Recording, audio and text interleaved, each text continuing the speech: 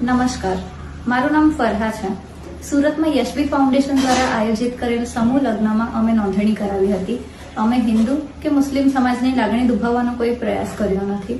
અમે ફક્ત અમારા લગ્ન થાય એવા શુભ આશયથી યશવી ફાઉન્ડેશનમાં ગયા હતા. ત્યાં બધી અમે રજૂઆત કરી હતી અને તે લોકો દ્વારા ફોર્મ ભરી તમને જાણ કરવામાં આવશે એવું કહેવામાં આવ્યું હતું.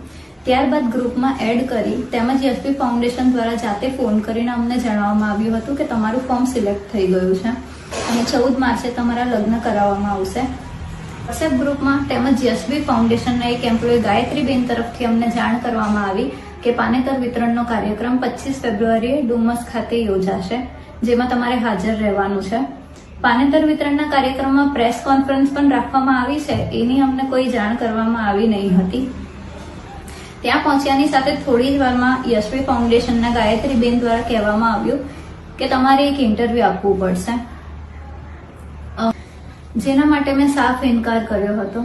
તે છતાં જૂઠા દિલાસા અને લાગણીનો આશય લઈને તેમણે અમને કહ્યું કે અમે તમારા માટે આટલું બધું કરીએ છીએ તો તમારે પણ આટલું તો કરવું જ પડશે અને એક જ વ્યક્તિ બસ તમને બે ત્રણ સવાલ કરશે, એના તમારે જવાબ આપવાના રહેશે એમ કહી એમની સાથે અમને સ્ટેજની પાછળના ભાગમાં લઈ જઈને ત્યાં સામેથી એમણે આવેલા પત્રકાર ભાઈઓને કહ્યું કે હિન્દુ મુસ્લિમ યુવક યુવતી છે તો તમે વિડીયો લઈ લો, તમને એક સારી લીડ મળશે. ત્યારબાદ સતત 2 દિવસ તમામ ચેનલ, સોશિયલ મીડિયા તેમજ ન્યૂઝપેપરમાં પણ આ ઇન્ટરવ્યુ આવ્યું હતું અને લોકોએ ઘણી સારી ખરાબ ટિપ્પણી કરી. ઘણી નકારાત્મક ટિપ્પણો જોઈ જ્યારે અમે લોકોએ યશવી ફાઉન્ડેશનની ઓફિસની મુલાકાત લીધી. ત્યાં ગાયત્રીબેન તેમજ ટીમ દ્વારા આમાં અમે કંઈ નહીં કરી શકીએ અને અમારી કોઈ જવાબદારી નથી અને તેમજ અત્યારે અમારા કોઈ પણ ઉપર હાલમાં હાજર ન હોવાને કારણે અમે તમને ફોન કરીને જણાવશું એવું કહીને અમને ઘરે મોકલી આપ્યા હતા. ત્યારબાદ ચાલતા વિવાદોને કારણે અમે લગ્ન કરાવી ન શકીએ એમ તે લોકો દ્વારા સોશિયલ મીડિયા પર જાણ કરવામાં આવી હતી, જેની અમને કોઈ જાણ એ લોકોએ કરી નથી અને આ રીતે એ લોકોએ પીછેહટ કરી લીધી છે. મારું બધાને કહેવું એટલું જ છે કે જ્યારે યશવી ફાઉન્ડેશન અને તેમની ટીમ તેમજ તેમના જે પણ માલિક છે એમને આ વિશે ખબર હતી કે હિન્દુ મુસ્લિમની વાત એ એક સેન્સિટિવ મુદ્દો છે અને લગ્ન એ લોકો કરાવી શકશે નહીં આવી કોઈ પરિસ્થિતિ આવે તો. એ લોકો દ્વારા આ રીતે પ્રેસ કોન્ફરન્સ બોલાવીને 101 દીકરીઓમાંથી ફક્ત અમારો જ વિડીયો બનાવડાવીને વાયરલ કરવા પાછળ એ લોકોનો ફક્ત ટીઆરપી મેળવવાનો જ આશય હતો ને.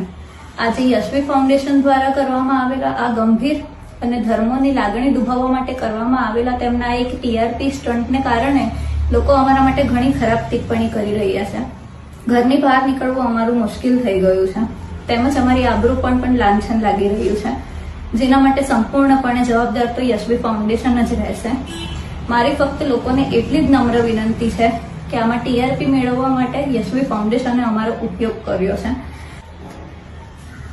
અને આવી દુવિધામાં મૂકીને પીછેહટ કરી છે.